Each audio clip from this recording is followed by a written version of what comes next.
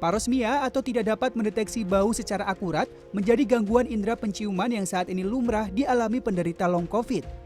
Penderita parosmia biasanya mendeteksi bau harum menjadi seperti bau tembaga atau bau busuk. Selain parosmia, ada pula pantosmia, yaitu kondisi yang menyebabkan seseorang mencium bau yang tidak ada atau halusinasi penciuman.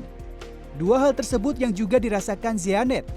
Pada akhir tahun lalu, ia dan suaminya menjadi penyintas COVID-19. Meski telah dinyatakan sembuh setelah melakukan isolasi mandiri selama 2 minggu, namun indera penciumannya tak kunjung pulih, bahkan setelah 5 bulan berlalu.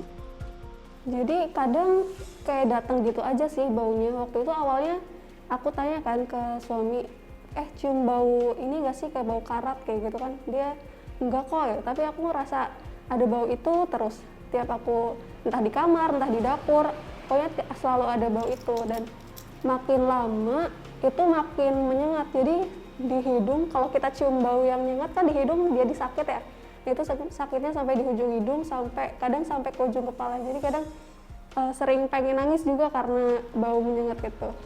Zeanet mengakui meski tidak mengalami gejala berat saat dinyatakan positif COVID-19, namun dampak long COVID yang dirasakan setelah ia sembuh justru cukup mengganggu aktivitas kesehariannya.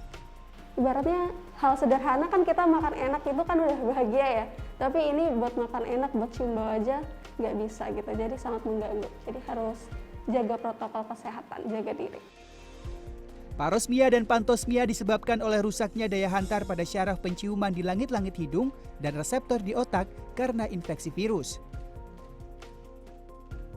Berdasarkan penelitian, terdapat sekitar 700.000 hingga 1,6 juta penyintas COVID-19 di Amerika mengalami parosmia, pantosmia, atau keduanya.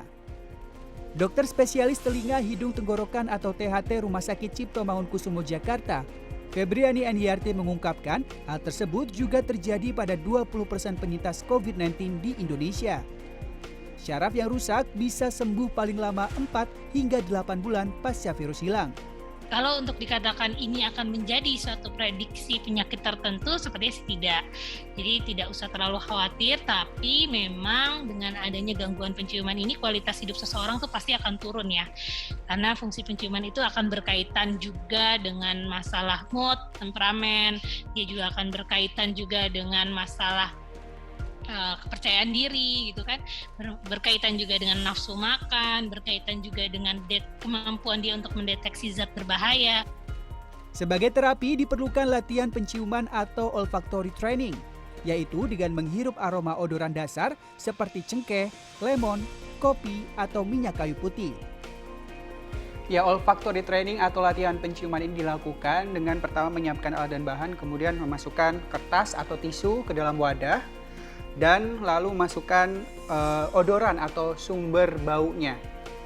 Ya, kalau sudah dimasukkan ke dalam wadah, odoran ini dihirup minimal 10 atau 20 kali dan dilakukan secara rutin, bisa pagi hari dan sore hari. Karena tidak dapat mendeteksi bau yang bisa menjadi indikasi bahaya, Dr. Febriani mengimbau agar penderita gangguan indera penciuman menjauhi tempat-tempat berbahaya seperti pom bensin atau dapur dengan kompor gas tanpa didampingi orang lain. Satrio Adi, Muhammad Iqbal, Jakarta.